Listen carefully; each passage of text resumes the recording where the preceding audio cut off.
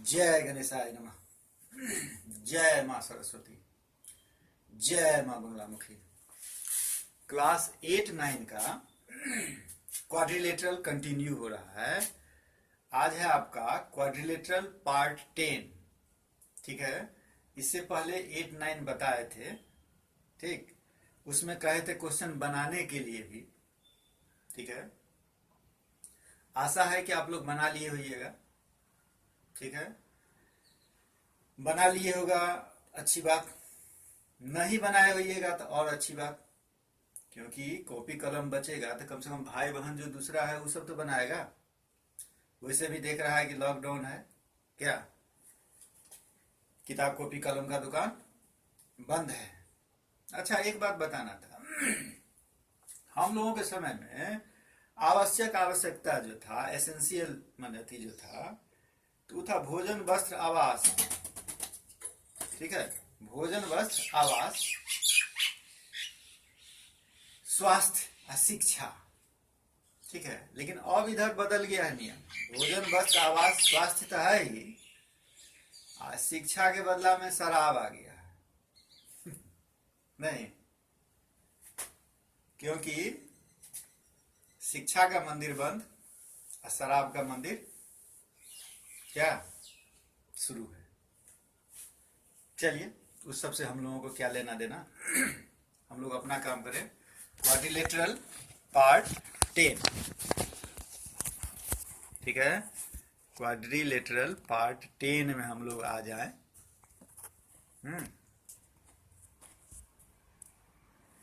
Part 10 में क्या है? पार्ट 10 हम लोगों का, सो देखिए कहाँ गया मार्कर भाई। जय गणेशाय नमः।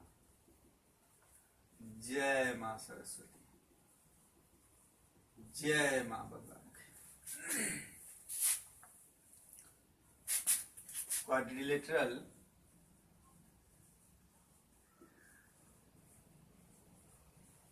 पार्ट 10, इसमें हमको आज पढ़ना है रोम्बस के बारे में।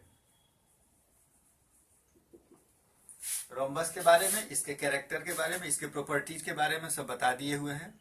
आज हम उसका एक दो जो थ्योरम है उसको बता देते हैं, और उस पर जो 2 4 5 क्वेश्चन होगा वो आपको डाल देंगे। ठीक है, तो रोम्बस जो है, हम तो लिखे क्वाड्रिलेटरल, उसमें रोम्बस।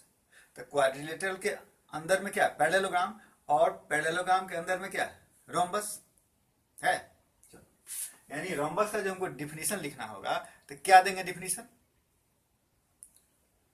तब लिखते हैं, देखिए, a parallelogram in which adjacent sides are equal. Adjacent sides are equal.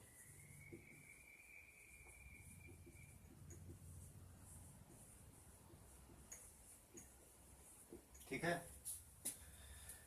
Parallelogram है। आप पैरेललोग्राम के डिफिनीशन के हिसाब से समझ रहे हैं कि अपोजिट साइड्स, जैसे इसका अपोजिट ई और इसका अपोजिट ई, अपोजिट साइड्स पैरेलल इक्वल, ये भी अपोजिट साइड पैरेलल इक्वल, और एडजेसेंट साइड हुआ ई, माने इसका एडजेसेंट साइड क्या हुआ? ई। एडजेसेंट साइड इक्वल यदि हो गया, अब समझो कि इसके इक्वल ही है, इसके इक्वल ही है, यानी सारा इक्वल हो जाएगा, तो क्या कहलाएगा? रोम्बस। नहीं, थ्योरम क्या है? थ्योरम है हमारा कि क्या है theorem? If the diagonal of a parallelogram are perpendicular, then it is a rhombus. Theorem है, if diagonals of parallelogram are perpendicular,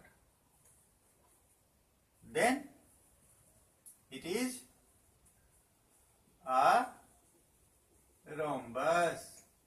किसी पैरेललोग्राम में डायगोनल क्या है? परपेंडिकुलर होगा तो वह रोम्बस कहलाएगा। ठीक, आपको क्या क्या मिला हुआ है गिवन? कोई एक पैरेललोग्राम ले लीजिए,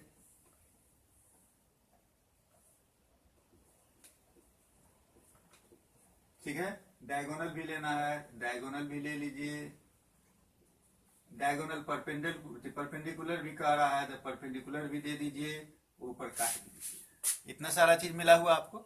चलिए क्या दिया आपको, A B C D is a parallelogram, A C B D क्या है, आर डायगोनल्स, ठीक है, और angle A O C is equal to क्या, ए ओ सी कहां से, A O B, A O B is equal to B O C is equal to C O D is equal to A O D is equal to 90 degree, क्योंकि आपको पहले ही दे दिया है कि diagonals क्या है, परपेंडिकुलर है। ठीक है, अब आपको प्रूव क्या करना है, then to prove A B is equal to B C is equal to C D is equal to A D, आपको प्रूव करना है। ठीक, एक चीज आपको पता है कि पैरेललोग्राम है तो A B is equal to C D होगा ही, ये तो पता है, खाली आपको क्या साबित करना है, A B is equal to B C, नहीं तो कैसे साबित हो जाएगा, अब कंस्ट्रक्शन करने की इसमें कोई जरूरत नहीं है, क्या सीधा हम आ जाते हैं प्रूफ में। मेन चीज देखिए, आपको एडजेसेंट साइड यदि इक्वल हो जाता है तब तो हो जाएगा साबित, ये तो निश्चिंत होगा। यानी मेन एम आपका कहाँ है, ब्रेन कहाँ जाना चाहिए कि भाई ये दोनों साइड, चाहे ये दोनों साइड, चाहे ये दोनों साइड, कोई दो एडजेसेंट साइड को हमको क्या करना है, इक्वल करना है।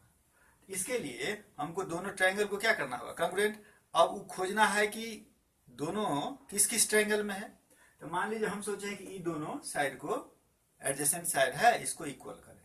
तो इसके लिए मेरे पास दो ट्रायंगल है, एक ए ओ बी और दूसरा बी ओ सी, उसमें ले लेते हैं इन triangle A O B and triangle B O C ले लिए।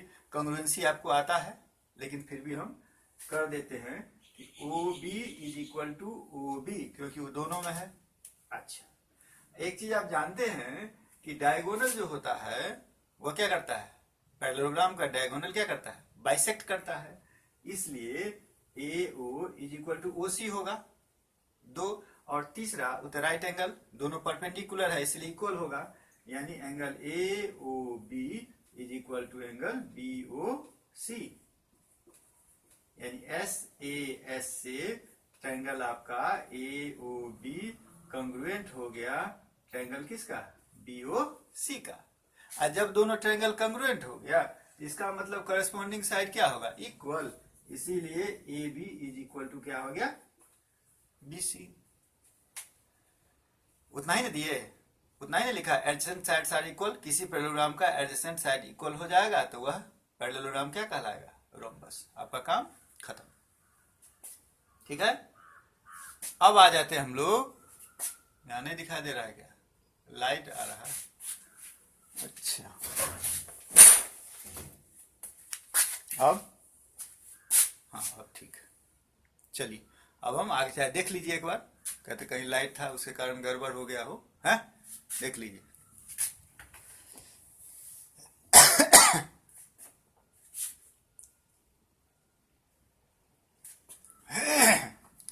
हो गया, बढ़े आगे हम, चलिए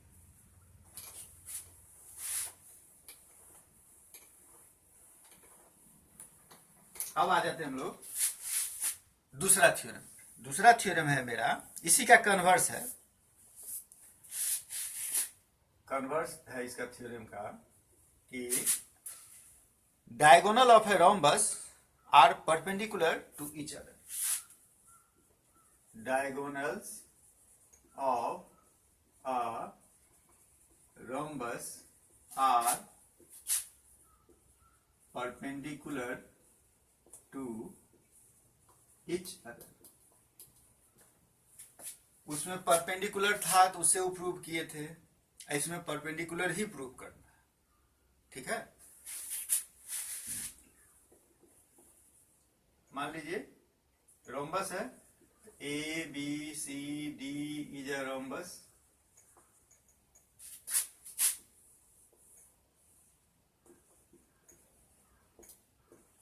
डायगोनल का भी बात है, डायगोनल भी ले लीजिए। कह क्या रहा है, diagonals of a rhombus are perpendicular to each other, यानी एक दूसरा पर क्या परपेंडिकुलर, यानी क्या 90 डिग्री का एंगल बनाता है। तो मान लीजिए ई 90 बना है, तो ई भी 90, तो ई भी 90 और ई भी 90, यानी आपको प्रूव करना है कि ई 90 और ई 90 होना चाहिए, ये प्रूव करना है।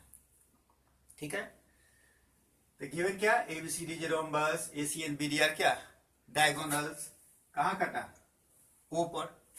ठीक, तो टू प्रूव, तो आपको प्रूव क्या करना प्रूव आपको कि angle A O B is equal to B O C is equal to C O D is equal to A O D is equal to 90 degree prove करना होगा। ठीक है, तो 90 डिग्री जो हमको प्रूव करना है, इसके लिए हम फिर वही चीज, कोई दो ट्रायंगल लेकर क्या कर देंगे, कंग्रुएंट कर देंगे। नहीं, इसमें कौन ट्रायंगल लेते हैं, फिर वही ट्रायंगल ले लेते हैं हम लोग प्रूफ में, ट्रायंगल ए ओ बी और ट्रायंगल ले लेते हैं बी ओ सी।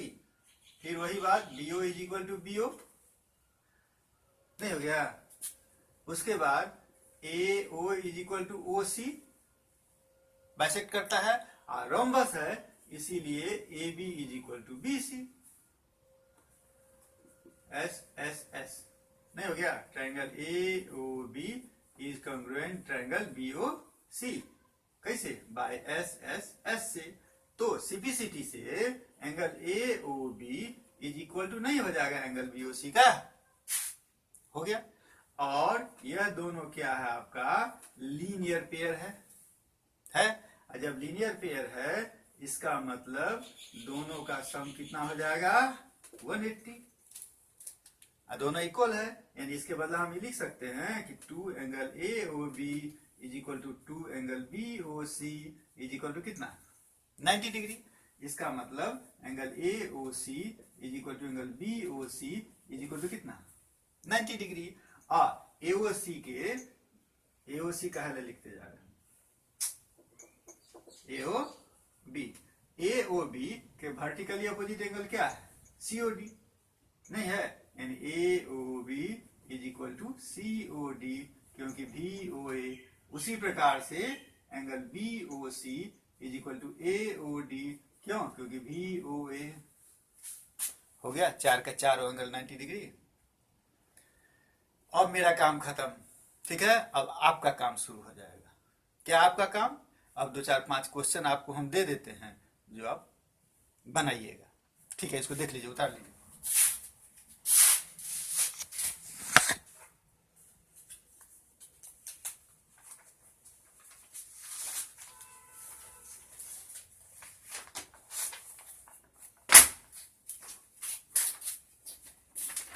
देखिए, अब आ जाइए क्वेश्चन।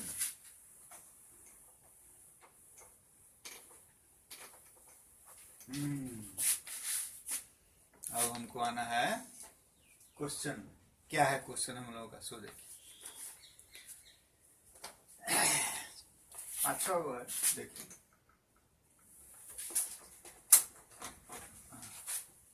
क्वेश्चन नंबर 1 क्या है भाई, ए डायगोनल ऑफ ए पैरेललोग्राम। अभी इसको दे देंगे तो दिखाई देगा, तो कुछ समय बचेगा नहीं।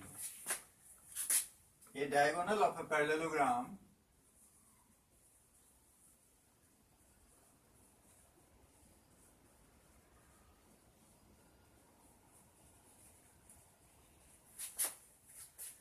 bisects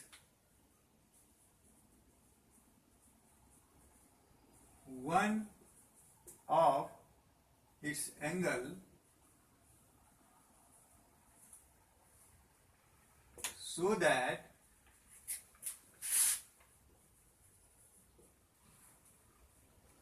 it is a rhombus.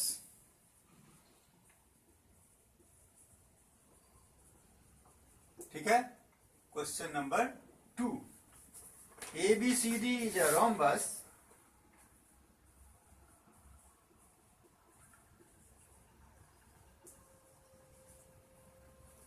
in which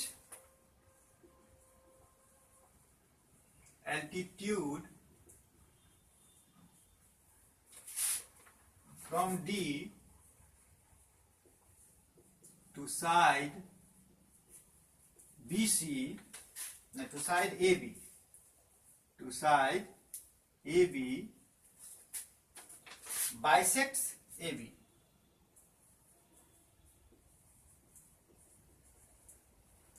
Find the angle of the rhombus.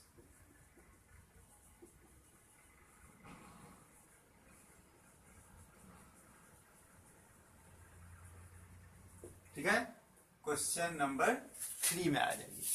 ठीक, ABCD is a rhombus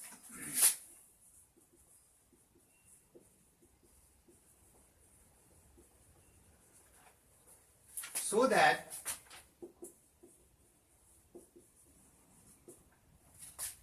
diagonal AC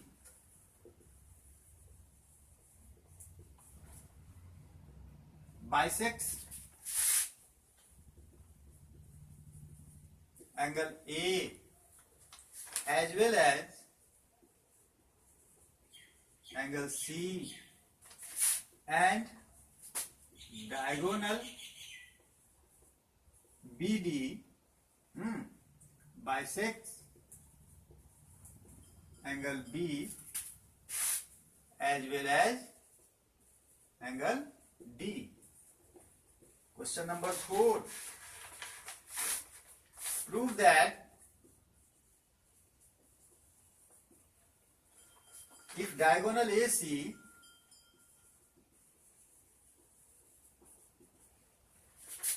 of a rhombus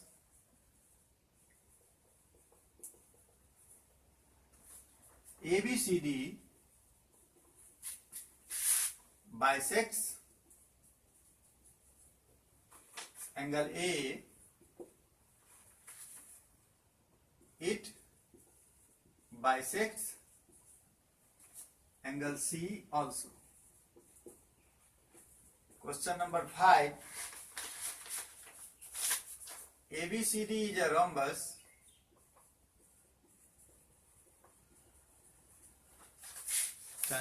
ABCD is a rhombus. AC is equal to 16 cm, BC is equal to 10 cm. Find diagonal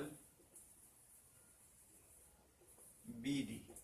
Question number 6. If PQRS is a rhombus